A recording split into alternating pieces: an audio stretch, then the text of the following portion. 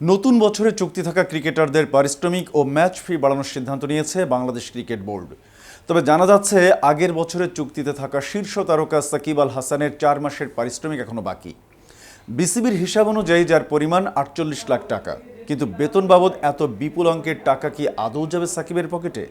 Cricketer সাকিবের এই পাওনা টাকা নিয়ে আর কি জানালো বিসিবি? এসব নিয়েই থাকছে আজকের প্রতিবেদন এবং আপনাদের সাথে আছি আমি মোহাম্মদ শাহনেওয়াজ কামাল।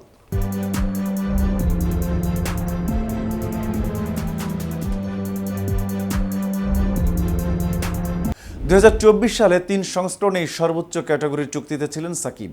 তবে ওই বছরের শেষ 4 মাসের বেতন তাকে এখনও দেওয়া হয়নি বলে ক্রিকেট ওয়েবসাইট ক্রিকবাজকে নিশ্চিত করেছেন বিসিবির এক কর্মকর্তা।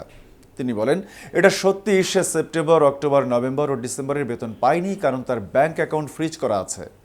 গত নভেম্বরে রাজনৈতিক কারণে সাকিব ও তার স্ত্রীর দেশে থাকা ব্যাংক অ্যাকাউন্ট জব্দ করা আছে। সেই কারণেই বিসিবি তাকে এখনও প্রাপ্য পারিশ্রমিক বুঝিয়ে দিতে পারছে না।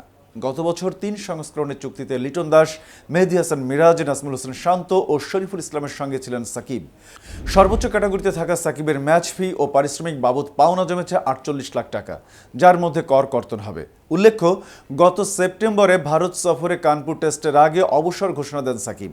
দক্ষিণ আফ্রিকার বিপক্ষে দেশে খেলতে চেয়েছিলেন বিদায়ী টেস্ট, ওয়ানডে থেকে অবসর নিতে চেয়েছিলেন চ্যাম্পিয়ন্স ট্রফি খেলে। তার কোনো চাওয়া পূরণ হয়নি। বিদায়ী টেস্টে স্কোয়াডে থাকলেও দেশে ফিরতে পারেননি। যুক্তরাষ্ট্র থেকে রওনা দিয়ে দুবাই আসার পর নিরাপত্তাজনিত কারণ দেখিয়ে তাকে আসতে বারণ করা হয় সরকারের উপর মহল থেকে। এরপর তাকে আর কোনো দলে বিবেচনা করা হয়নি। ঘরোয়া ক্রিকেট খেলতেও দেশে ফিরতে পারেননি বিগত আওয়ামী লীগ সরকারের সংসদ সদস্য হওয়া সাকিব। এর মধ্যে বোলিং অ্যাকশনের অবৈধ হয়ে নতুন সংকটে পড়েন দেশের সর্বকালের সেরা ক্রিকেটার। সাকিবের বাংলাদেশের হয়ে আর খেলার বাস্তবতা নেই, তবে তার প্রাপ্য টাকা বিসিবি দিয়ে দেবে বলে ক্রিকবাজকে জানিয়েছেন বিসিবির ক্রিকেট পরিচালনা বিভাগের প্রধান নাজমুল আবেদিন ফাহিম। তিনি বলেন, চুক্তি অনুযায়ী সে তার টাকা পাবে।